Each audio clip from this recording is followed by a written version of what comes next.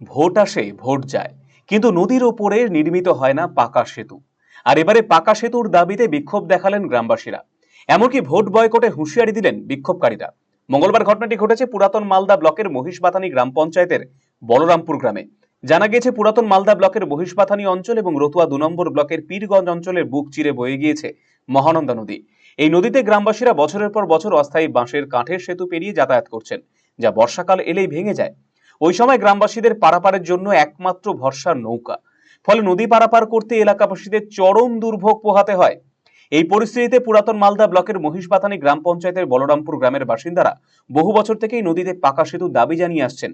দাবি পূরণে মিলেছে প্রশাসনিক আশ্বাস, কিন্তু এখনো পর্যন্ত পাকা সেতু তৈরির ব্যাপারে কোনো উদ্যোগ গ্রহণ করেনি প্রশাসন, যার বিরুদ্ধে মঙ্গলবার ক্ষোভে ফেটে পড়লেন বলরামপুর সহ আশপাশের কয়েকটি গ্রামের বাসিন্দারা।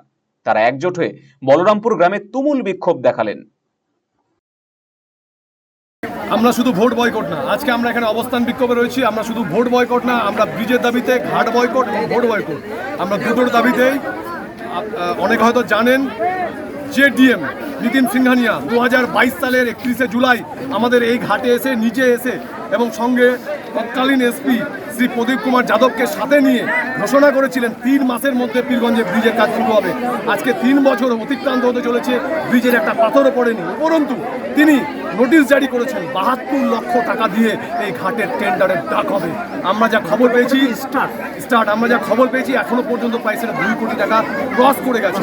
এই টাকা আমাদের সাধারণ মানুষের খেটে খাওয়া মানুষের গরিব মানুষের রক্তে জল করা টাকা। এই টাকা এখান থেকে তুলে আমরা জেলা পরিষদের পৌঁছতে দেব না। আমরা অবিলম্বে ব্রিজ তৈরি করতে হবে এবং এত টাকা দিয়ে ঘাট ডাকের বিরোধিতায় আমরা জনগণকে সাথে নিয়ে আজকে অবস্থান বিক্ষোভ করছি। ডিএম যতক্ষণ না পর্যন্ত আসবেন নিতিন সিংহানিয়া, তার কাছ থেকে আমরা লিখিত সদুত্তর যদি পাই তাহলে আমরা পরবর্তী স্টেপ নেব, নইলে যতক্ষণ না পর্যন্ত আসবেন এই ঘাট বন্ধ থাকবে। অন্যদিকে স্থানীয়রা জানিয়েছেন, এই সাঁকোর ওপর দিয়ে চলাফেরা করতে যথেষ্ট কষ্ট হয়। বর্ষার সময় জল বাড়লে নৌকায় যাতায়াত করতে হয়। বারবার পাকা সেতু দাবি জানিয়ে আসলেও কোনো ব্যবস্থা গ্রহণ করা হয়নি বলে অভিযোগ করেছেন তারা। অনেক দিন হবে করছে, হচ্ছে না। এই যে বন্যার টাইমটাতে যেহেতু ঝুঁকি নিয়ে পার হতে, ছোট বাচ্চা কাচ্চা, অসুস্থ মানুষ, আরও ধরলেন কি যে গরু বাছুর শাক সবজি নেওয়া দেওয়ার জন্য কারোর পরীক্ষায় ডাক্তার এই সমস্যার মধ্যে পড়ছে না।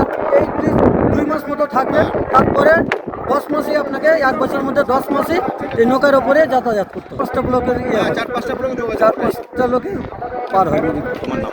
অন্যদিকে এই খবর পেয়ে বিশাল পুলিশ বাহিনী ঘটনাস্থলে ছুটে আসে। পুলিশকে ঘিরেও চলতে থাকে বিক্ষোভ। শেষ পর্যন্ত বিক্ষোভ কর্মসূচি প্রত্যাহার করলেও অবিলম্বে পাকা সেতু তৈরির উদ্যোগ গ্রহণ না করলে আগামী দিনে আরো বৃহত্তর আন্দোলন নামার হুঁশিয়ারি দিয়েছেন বিক্ষোভকারীরা। আরসিটিভি সংবাদ, রতুয়া।